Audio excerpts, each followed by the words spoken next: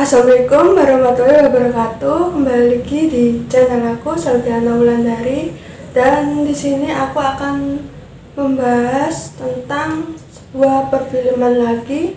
Yang kemarin aku sudah membahas tentang psikopat, dan sekarang aku akan membahas tentang sebuah film horor.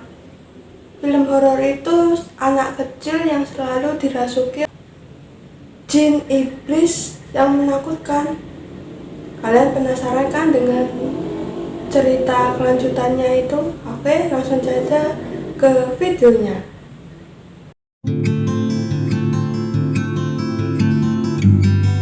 Dalam film kita diperlihatkan seorang pria yang berprofesi sebagai pastor bernama Lancaster Marine. Dia di sini sedang melakukan penggalian sebuah artefak kuno di daerah Nineveh, Irak. Dalam penggalian artefak ini, Pastor Marine lalu menemukan sebuah patung kuno dari iblis Pazuzu. Iblis Pazuzu adalah salah satu iblis yang sangat menyeramkan dalam mitologi Babilonia. Iblis ini digambarkan memiliki tubuh seperti pria, namun memiliki sayap juga kepala menyerupai seekor singa dan ekor seperti kalajengking. Dahulu sebelum pensiun menjadi pastor, Pastor Marine ternyata pernah mengalahkan iblis Pazuzu yang saat itu merasuki seorang wanita. Dan setelah kalah dengan Pastor Marine, ternyata iblis itu berniat untuk membalas dendam kepada Pastor Marine ini. Di tempat lain diperlihatkan ada seorang wanita bernama Chris McNeil yang merupakan seorang artis yang sangat terkenal. Dia juga seorang single parent yang memiliki anak perempuan yang bernama Regan. Karena kesibukannya itu membuat Chris harus selalu meninggalkan anak perempuannya itu sendirian di rumah. Namun, di sini Chris kemudian memperkerjakan seorang pengasuh dan juga 2 orang pembantu untuk menemani putrinya agar tidak kesepian. Suatu hari saat Chris sedang libur, dia lalu menemani anaknya untuk bermain di ruang bawah tanah rumahnya ini. Saat sedang bermain ini, Chris kemudian menemukan sebuah papan Ouija yang berada di ruang bawah tanah rumahnya ini. Chris yang penasaran dengan papan Ouija itu kemudian bertanya kepada Regan milik siapa sebenarnya papan permainan ini. Regan lalu menjawab ibunya bahwa papan Ouija itu adalah miliknya yang dia temukan di lemari ruang bawah tanah rumah mereka ini. Regan di sini kemudian bercerita kepada ibunya bahwa dia sering memainkan papan Ouija itu dengan suatu makhluk tak kasat mata yang dia beri nama Kapten Howdy. Kapten Howdy adalah makhluk halus yang menemani kehidupan Regan yang selalu kesepian ini. Meski kita melihat Regan yang sepertinya bahagia, namun sebenarnya kehidupannya begitu sangat kesepian karena ibunya yang sibuk dan sudah bercerai. Keadaan itu membuat Regan merasa sedih dan juga kesepian. Hingga datanglah iblis Pazuzu ini melalui papan Ouija itu yang mendekati Regan seolah-olah dia adalah temannya bernama Kapten Howdy. Regan yang seorang ateis membuat dirinya begitu mudah untuk dimanfaatkan oleh makhluk halus ini. Hingga makhluk itu begitu mudahnya membohongi Regan dan juga mengecohnya. Suatu malam saat Chris sedang tertidur, dia lalu terbangun karena mendengar suara telepon di rumahnya berbunyi. Dia lalu melihat anaknya Regan yang sedang tidur di sampingnya.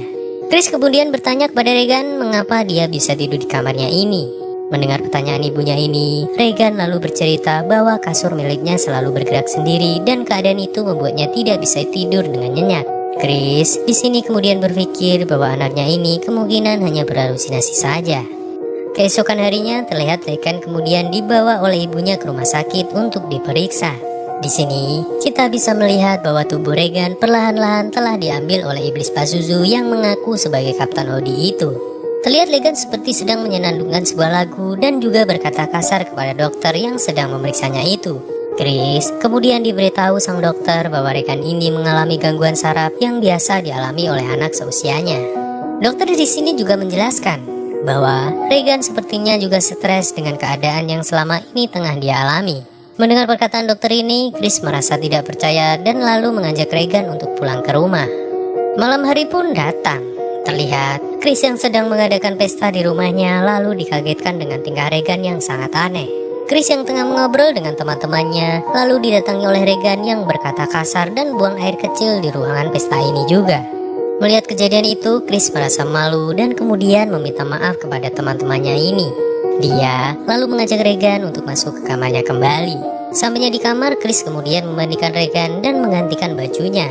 Regan lalu bertanya kepada ibunya apa yang sebenarnya telah terjadi dengan dirinya ini. Karena semua yang telah dia lakukan tadi bukan seperti keinginannya sendiri.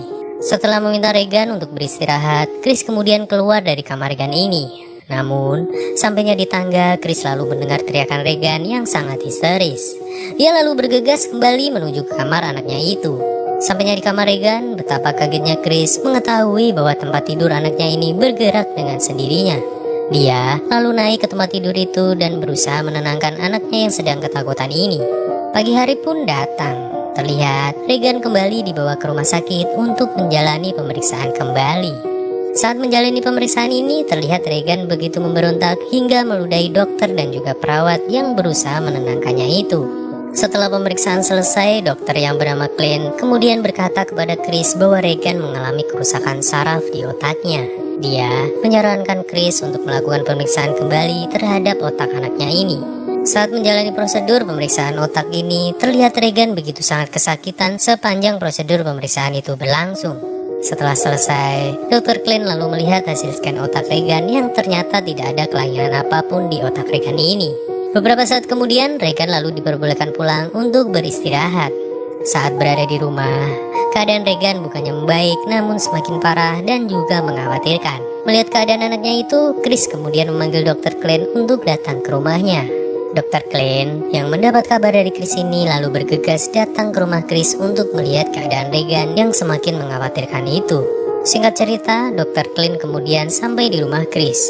Dia kemudian kaget setelah mengetahui bahwa Regan mengalami kejang-kejang yang sangat aneh. Terlihat Regan melakukan gerakan aneh di atas tempat tidurnya itu dengan berteriak dan mengeluarkan kata-kata yang sangat kotor sekali.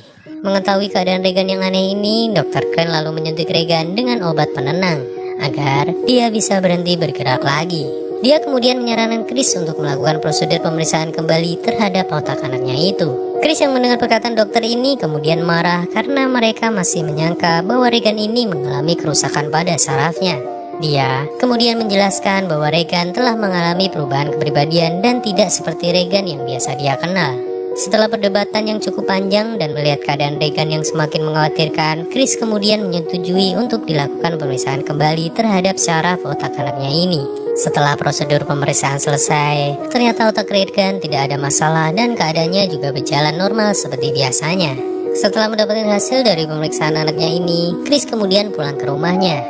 Sampainya di rumah, dia lalu mengecek keadaan Regan yang sedang berada di kamarnya ini. Sampainya di kamar anaknya itu, Chris lalu melihat bahwa jendela kamar Regan terbuka dan membuat udara kamar anaknya ini menjadi sangat dingin sekali. Chris kemudian bergegas untuk menutup jendela kamar anaknya itu. Dia kemudian berpikir mengapa para pengasuhnya meninggalkan Regan sendirian di kamarnya dengan keadaan jendela yang sedang terbuka. Beberapa saat kemudian, pengasuh Regan yang bernama Sharon terlihat datang ke rumah Chris. Chris lalu bertanya kepada Sharon mengapa dirinya tega meninggalkan Regan sendirian di kamarnya. Sharon yang mendengar pertanyaan majikannya ini kemudian menjelaskan bahwa tadi dia pergi sebentar dan meminta Bu Dennis untuk menemani Regan di kamarnya. Singkat cerita, mereka kemudian mengetahui bahwa Bu Dennis tewas terjatuh dari tangga di dekat rumah Chris ini. Mereka terlihat begitu sangat sedih mendengar kematian dari Bu Dennis ini. Saat sedang bersedih ini, mereka semua kemudian kaget melihat keadaan Regan yang keluar dari kamar dengan berjalan terbaik dan juga mulut yang mengeluarkan banyak darah. Setelah kejadian aneh yang dialami anaknya ini, Chris kemudian membawa seorang psikiater ke rumahnya berharap bisa mengetahui keadaan Regan yang sebenarnya. Regan kemudian dihipnotis oleh psikiater itu dan ditanya-tanya mengenai siapa Kapten Hodi itu. Tubuh Regan yang sudah dikuasai oleh Ibu Pazuzu kemudian menyerang psikiater yang sedang menghipnotisnya ini. Di tempat lain diperlihatkan ada seorang detektif bernama William yang sedang menyelidiki kasus tentang kematian Bu Denning kemarin. Dia terlihat menemui seorang pastor dan juga seorang psikiater yang bernama Pastor Demin. William di sini meminta bantuan Pastor Demin untuk membantunya mengungkap kematian dari Bu Denning kemarin, karena dia merasa kematian Bu Denning kemarin sepertinya janggal mengingat kepalanya yang terpelintir 180 derajat hanya karena terjatuh dari sebuah tangga. William di sini berspekulasi bahwa ada yang telah membunuh Bu Denning sebelum dia terjatuh dari tangga di dekat rumah Chris itu. Keadaan Regan yang semakin parah dan tidak bisa dikontrol memaksa dokter-dokter yang merawatnya harus mengikat tubuh Regan di atas tempat tidur rumah sakit. Dia kemudian dikarantina dan juga diawasi oleh dokter-dokter yang sangat banyak sekali itu. Dr. Clint dan para dokter lain terlihat menyerah mengingat keadaan Regan yang semakin memburuk dan tidak ditemukan penyebab penyakitnya ini.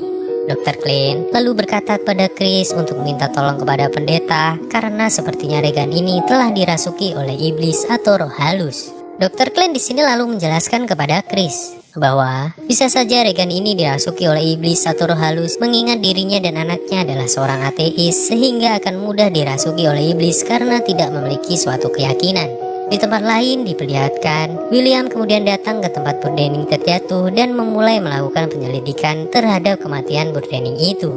Dia lalu menemukan sebuah fakta baru bahwa sebelum Burdening terjatuh, dia saat itu sedang berada di kamar Regan. Setelah melakukan pemeriksaan di tangga dekat rumah Chris ini, William kemudian datang ke rumah Chris dan bertanya tentang apa yang dia simpulkan tadi. Namun, William di sini merasa belum yakin dengan apa yang dia yakini ini. Setelah William pergi, terlihat Chris kemudian dikagetkan dengan suara gaduh yang berasal dari kamar Regan. Dia lalu berlari dan bergegas meriksa keadaan anaknya itu. Sampainya di kamar Regan, terlihat barang-barang di kamar anaknya ini berterbangan ke sana kemari dengan sendirinya. Dia juga melihat keadaan Regan yang sangat aneh dan juga menjijikan. Di sini terlihat kepala Regan mampu berputar dengan 180 derajat ke belakang karena telah dirasuki oleh iblis Pazuzu yang sepenuhnya telah menguasai tubuh Regan ini. Singkat cerita, Chris kemudian menemui Pastor Demin dan menceritakan tentang keadaan anaknya yang aneh itu. Dia lalu meminta Pastor Demin untuk melakukan pengusiran setan terhadap anaknya ini. Mendengar permintaan Chris ini, Pastor Demin terlihat menolaknya karena ritual pengusiran setan itu memiliki resiko yang sangat tinggi. Namun, setelah mendengar keluh kesah Chris ini, akhirnya dia mau melakukan pengusiran setan terhadap anaknya itu. Sebelum melakukan prosesi pengusiran setan itu, Pastor Demin lalu mengumpulkan bukti-bukti terlebih dahulu agar mendapatkan izin dari gereja. Dia kemudian datang ke rumah Chris untuk melihat keadaan Regan yang sebenarnya. Setelah masuk kamar Regan, Pastor Demin lalu menanyai iblis yang sudah merasuki Regan itu. Di sini, Regan kemudian bercerita tentang ibu Pastor Demin yang baru-baru ini telah meninggal dunia. Padahal Pastor Demin tidak pernah berbicara ke siapapun tentang ibunya yang baru saja meninggal itu. Beberapa saat kemudian, Pastor Demin kemudian berpamitan kepada Chris untuk pulang. Di sini, Chris kemudian memberitahu Pastor Demin bahwa Regan yang sebenarnya telah membunuh Bu Dennis kemarin. Singkat cerita, setelah mendapatkan bukti yang dibutuhkan, Pastor Demin kemudian meminta izin ke gereja untuk segera melakukan ritual pengusiran setan itu. Mendengar penjelasan Pastor Demin ini, pihak gereja kemudian mengizinkan Pastor Demin untuk melakukan ritual pengusiran itu terhadap Regan. Di sini gereja juga menunjuk Pastor Merin untuk membantu Pastor Demin melakukan pengusiran setan ini. Pastor Merin yang pernah menghadapi iblis Pazuzu dan juga mengalahkannya kemudian mengiyakan permintaan gereja untuk melakukan pengusiran setan yang akan dilakukan oleh Pastor Demin tadi terhadap Regan. Beberapa saat kemudian mereka berdua kemudian datang ke rumah Chris dan bersiap melakukan ritual pengusiran setan itu.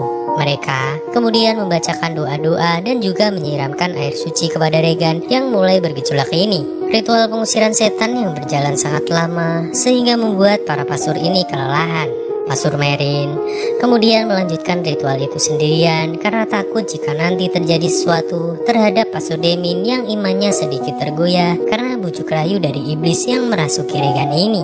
Singkat cerita, Pastor Demin kemudian datang ke kamar Regan dan dia di sini melihat bahwa Pastor Merin telah meninggal karena serangan jantung. Dia kemudian kesal dan lalu menyerang tubuh Regan dan meminta iblis itu untuk merasuki tubuhnya saja agar Regan bisa sembuh. Beberapa saat kemudian, iblis itu pun kemudian berpindah dan merasuki tubuh dari Pastor Demin ini. Sebelum kesadarannya menghilang, Pastor Demin kemudian mengorbankan dirinya dengan melompat keluar jendela yang membuatnya kemudian tewas. Setelah kejadian-kejadian yang mengerikan dan juga mengharukan tadi, Regan kemudian sembuh dan sehat kembali berkat pengorbanan dari Pastor Demin tadi. Chris dan Regan kemudian pindah ke Eropa menjalani kehidupan barunya dan film ini pun usai. Itu tadi adalah sebuah film horor yang menyeramkan. Menurut kalian itu menyeramkan atau tidak? Oke, terima kasih sudah menonton video aku ini. Jangan lupa subscribe, like, dan komen agar tidak ketinggalan video aku selanjutnya. Dadah!